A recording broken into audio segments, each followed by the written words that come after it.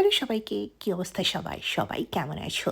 এই মুহূর্তে ভিডিওতে যে দুর্গটি দেখতে পাচ্ছ সেটি হচ্ছে ব্লেম টাওয়ার। পর্তুগালের লিসবন শহরের তাগুস নদীর তীরে অবস্থিত একটি ঐতিহাসিক দুর্গ ও পর্যবেক্ষণ টাওয়ার। এটি ১৬০০ শতকের শুরুতে রাজা মেনুয়েল প্রথমের শাসনামলে নির্মিত হয়। টাওয়ারটি মূলত লিসবন বন্দর রক্ষা ও সমুদ্রপথে আগত জাহাজ নিয়ন্ত্রণের জন্য ব্যবহৃত হতো। এই দুর্গটি লিসবনের কেন বলছি, পর্তুগালের সবচেয়ে আকর্ষণীয় টুরিস্ট অ্যাট্রাকশন। কিন্তু বর্তমানে দুর্গটিতে সংস্কারের কাজ চলার কারণে এর মূল সৌন্দর্য তুলে ধরতে পারলাম না।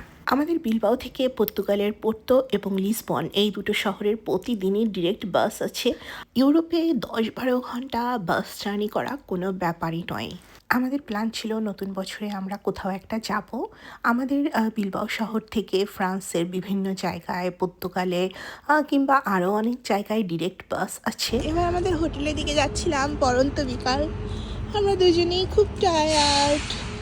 যদি কেউ জিজ্ঞেস করে তোমার জার্নি করার কোন মাধ্যমটা সবচেয়ে প্রিয়, আমি এক বাক্যে বলবো সেটা হচ্ছে বাস জার্নি। আমার বাসে করে ঘুরতেই বেশি ভালো লাগে। আমাদের হোটেল নিয়েছি লিসবনের খুবই কাছে, সিনট্রাতে।